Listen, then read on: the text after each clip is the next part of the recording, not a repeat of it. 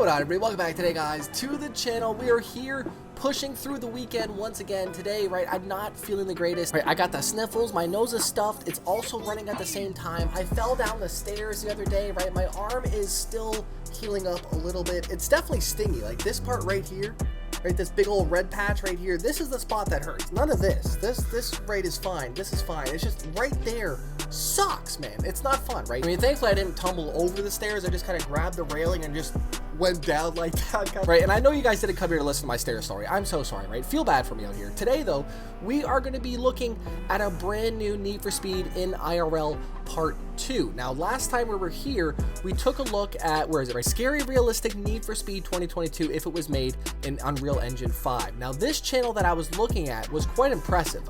He hasn't really done too much. I guess 4 months ago was his last upload.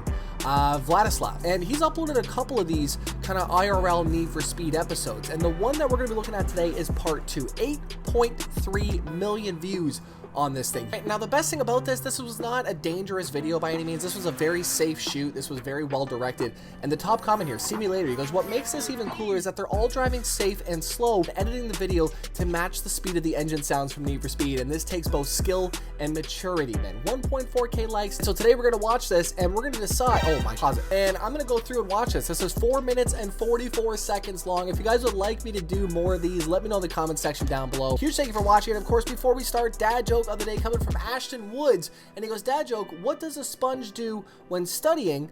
It soaks it all in, right? They're so bad, but they're so good though. I love them, man. Huge thanks for watching. Leave your dad jokes down below, and of course, don't forget to slap that like button. Okay, I'm gonna tell you this right now. The video that we're about to watch, this is what I want Need for Speed to end up looking like in 10 years, right? This is what I always imagined games getting to. Okay, so unfortunately there is music on this clip, sadly. However, though, starting off, this is crazy. Then this looks wild. We have the Celica, man, the old school underground Celica, or Celica, whatever. Right now, is it Celica or Celica? I still, after all these years, I don't know. I really don't know. I feel like I'm disappointed in myself, to be honest with you. Okay, we got a Supra looking crazy with the Toyo tires, and just the animations, the transitions that these guys are using, very enjoyable. Oh, he's got the old speedometer. No way. Hold on, back. Okay, I would like to see that Integra, to be honest with you. But just the transition going to the car, rotating around it. He's got the exit garage thing as well, too. And Nintendo 9.8. What is that on there? Oh, he's got the race accept race feature. And he's even using the old school Need for Speed Underground 2 map. Heck yeah, man. I don't know where this guy got the East Riders car from. 34 with a beautiful wrap on there. And then the Volkswagen at the far end. Oh, my God. Terrible lineup for that fourth car. You know, oh yeah, there he is. And he's leading the pack. The Volkswagen, go. Okay, I don't know. Too soon, Junior.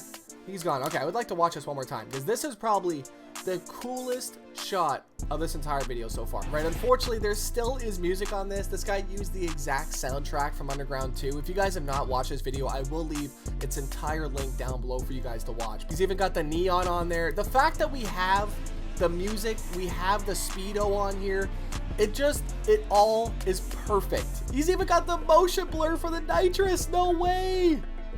Oh, tell me he switches lanes on this drag race here, please. Just one lane switch, just a one lane. How sick would it have been if this man did one simple lane change and passed the railway track? That's all I'm saying. It would have been, right? That would have been icing on the cake here.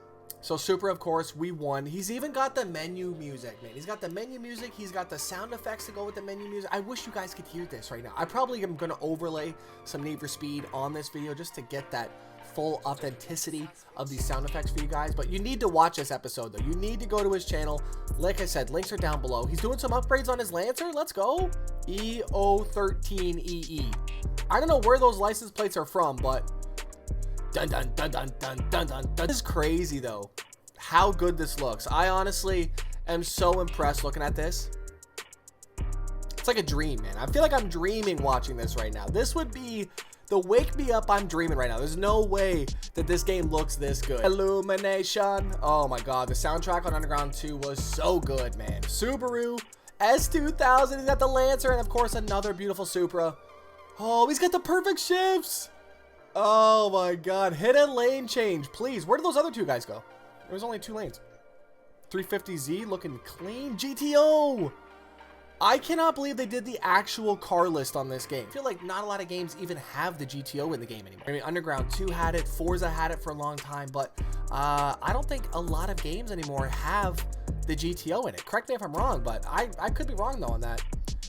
Like, how is this guy doing the wheels, man? It's 2019, and this guy's got some crazy editing skills out here. I know it's still, right, it's still pretty, it's only 3 years ago, but that's impressive, though. It's creative, and that's one of the biggest things why I like watching these. It just gets my creativity going, right? I want to do something like this, and who knows, it may spark some type of creativity down the road, but it's so cool. Oh, he's even got the turbo flutters, too. This we can play here. He's got the outrun challenges. Oh, let's go. Tell me he gets a unique part from this, though. Please, that would be so cool if he actually gets a unique part. Oh, my God. Says he's doing 130. Yeah, there's no way he's doing 130 on there. Obviously, he's staying behind traffic cars, and that's, like I said, it's so cool that they're all safe. You know that nothing's illegal on this.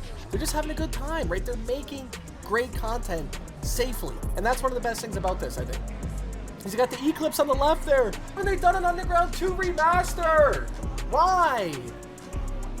One day here, one day, please. 20 foes, that's how long. I think the drag racing in this game was probably the most satisfying to me, I think. You know, I don't think any other game hit drag racing the way that Underground 2 did, with those crazy perfect shifts, dodging the trains, right? I hope we get another drag racing style like that. I don't think a lot of games have really focused on drag racing too much. I think my favorite one was probably Pro Street with the burnout boxes and such like that too, right? But this is so cool, man. All these guys lining up to start is probably my favorite thing.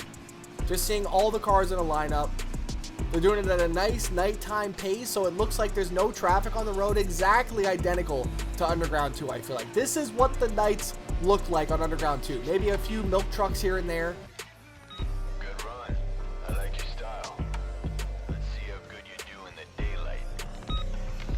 It's so cool what they did here. You guys need to go ahead and take a look at this. These are all their Instagram handles as well too. Now we did have a comment from last episode actually real quick from the Real Matrix, and he goes, mud truck is a term they used for the car because they never washed it and it was always dirty. Now that was the Dodge Viper that we drove yesterday's episode on the No Hesi servers. That had 1,400 horsepower, so a little bit more than what we're seeing here today. But I would like to watch this one more time and take a look at this. But 8.3 million views on this, though. Absolutely impressive and totally deservable. This guy deserves everything that he's done, and I really do wish that he made more of these. It doesn't look like his channel's done very much after these, after he blew up and such like that on these, so it would have been really cool if he kept up with this momentum and kept posting content with this style of gameplay. And obviously now it's easier than ever. I'm seeing people going to the drift tracks. My friend actually has one on his car as well too, so you know, maybe I might have to get one for my car and start doing something like this. This is the way to do it. This is how I can get my G35 in the game out here. And unfortunately, the G35 might be a traffic car once again on Unbound. I really hope it's not, but the car list is out.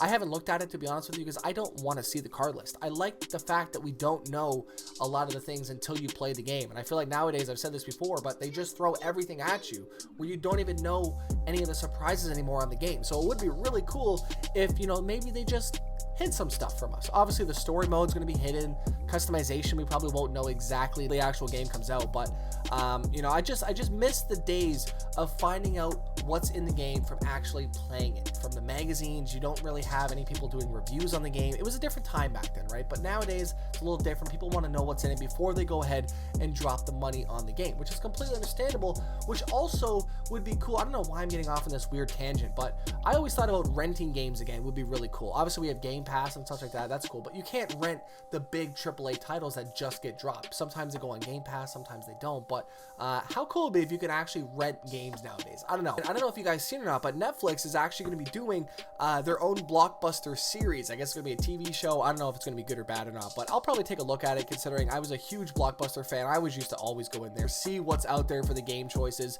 and sometimes, you know, you get a game and you're not happy with it. I would say it wasn't working sometimes, right? It wasn't working the game isn't working, and you're gonna be like, yeah, come on in and exchange it, right? Sometimes you have to make sure that it was the game that only had one copy, because otherwise then well, they just hand you a brand new copy of the same game. You don't want that. Get that 2-for-1 deal at Blockbuster, right? And then they even came out with the no late fees, and then that was brutal. People had games for like 46 days or something like that. On a technicality, you only had to pay like $2 for the overrate fees.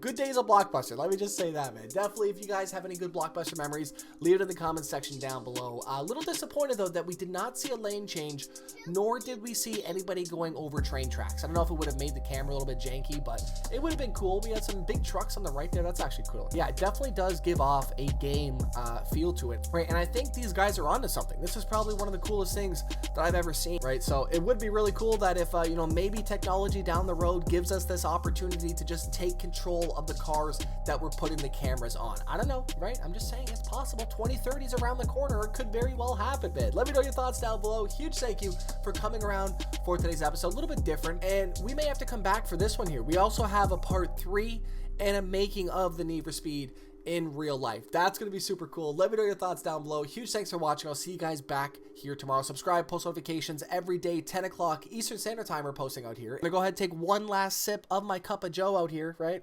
Oh, it's cold now. That's terrible. Oh my God. I'll see you guys back here tomorrow. I'm out, man. I got to go heat this up. Peace.